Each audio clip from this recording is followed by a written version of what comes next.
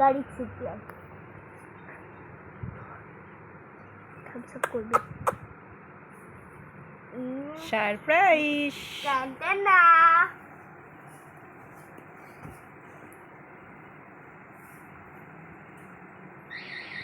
কি সেজেছি বলো তো রোবট ট্রাক সেজেছি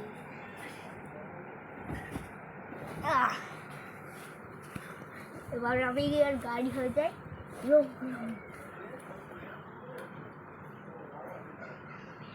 কি কার হয়ে গেছিস তুই?